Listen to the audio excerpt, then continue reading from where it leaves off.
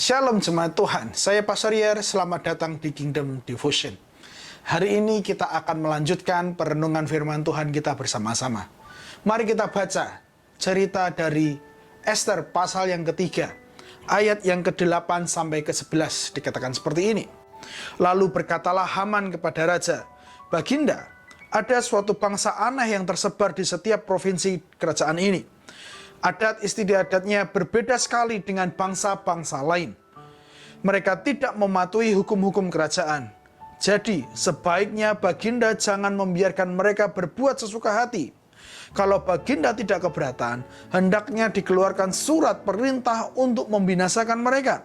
Dan kalau Baginda mau menerima usul hamba pasti akan dapat memasukkan lebih dari 340.000 kilogram perak ke dalam kas Baginda.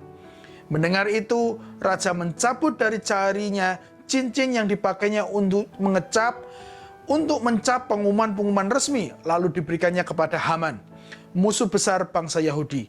Kata raja kepadanya, bangsa itu dan juga uangnya kuserahkan kepadamu, berbuatlah apa yang kau pandang baik terhadap mereka. Kita tahu ini adalah sebuah peristiwa yang dilakukan oleh Haman setelah Haman marah ketika Mordekai tidak mau menghormati dan tidak mau menyembah dia. Haman memiliki rencana untuk menghancurkan bangsa Yahudi dengan cara mendekati, memberikan sebuah nasihat yang buruk, sebuah pendekatan yang jahat untuk memusnahkan bangsa Yahudi.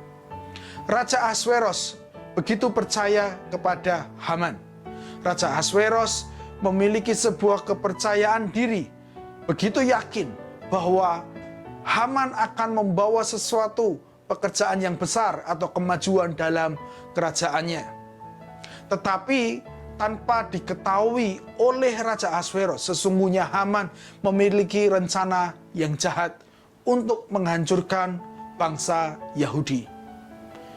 Jemaat Tuhan, apa yang dapat kita pelajari di sini? Mungkin hubungan Raja Ahasweros dan Haman, saya bisa gambarkan seperti sebuah pertemanan, seperti seorang sahabat, seorang yang begitu dekat dan bisa memberikan nasihat, bisa mengatakan apapun kepada kehidupan kita. Kita harus belajar dari hubungan yang dimiliki oleh Raja Ahasweros dan Haman. Jangan sampai kita memiliki sebuah pertemanan seperti yang dimiliki oleh Raja Ahasweros. Kita harus memiliki pertemanan yang benar.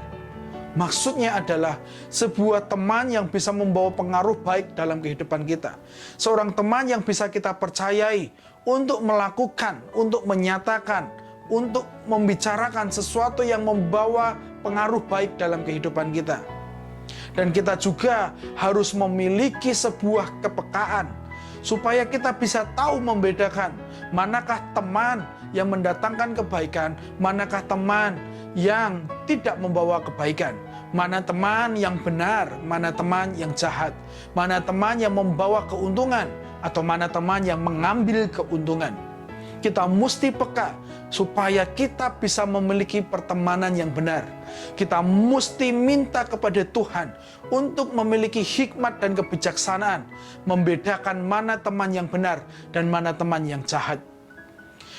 Dan ketika Tuhan memberikan hikmat itu dan menemukan ada teman yang kurang baik dalam kehidupan kita, ada teman yang mengambil keuntungan, ada teman yang jahat, atau ada teman yang berusaha menghancurkan kita, maka kita harus tetap berdiri dalam nilai kita.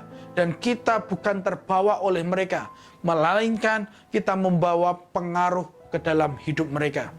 Jangan kita tinggalkan mereka, jangan kita singkirkan mereka, melainkan kita datang ke dalam kehidupannya. Kita berusaha untuk membawa kasih Tuhan kepada mereka, sehingga pertemanan kita menjadi benar, pertemanan kita menjadi lebih baik, dan pengaruh baik yang berasal dari Tuhan itu dapat dirasakan oleh teman kita yang jahat itu, dan dia bisa mengalami pertobatan. Saya tutup dengan Amsal 18 ayat 24 berkata seperti ini. Ada teman yang mendatangkan kecelakaan, tetapi ada juga sahabat yang lebih karib daripada seorang saudara. Doa saya supaya kita semua memiliki pertemanan yang benar. Dan doa saya kita bisa membedakan manakah teman yang mendatangkan kecelakaan dan mana teman yang bisa membuat kita sangat akrab, bahkan lebih dari seorang saudara. Mari kita berdoa. Bapa, kami hari ini belajar bahwa kami harus memiliki pertemanan yang benar. Seorang teman yang mampu membawa kami ke dalam kehidupan yang lebih baik. Seorang teman yang dapat memberikan pengaruh yang baik dalam hidup kami. Bukan teman yang menyingkirkan kami dari Engkau. Bukan teman yang membawa pengaruh yang jahat. Bukan memiliki teman yang bisa membawa kami kepada sebuah hal-hal yang jahat. Tuhan, beri kami kemampuan untuk lebih sensitif, untuk peka, untuk bisa membedakan mana teman yang benar, mana teman yang jahat. Supaya kami bukan terbawa, melainkan kami bisa membawa pengaruh yang baik. Bukannya kami, Tuhan, terpengaruh dengan mereka, tetapi kami membawa pengaruh nilai-nilai kerajaan Allah dalam kehidupan mereka. Tolong kami semua, mampukan kami semua, sehingga kami bisa menjadi lebih baik dalam pertemanan kami. Terima kasih ya Tuhan, dalam nama Yesus, haleluya. Amin.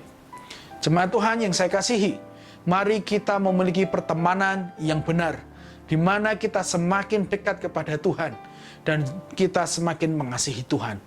Tuhan Yesus memberkati.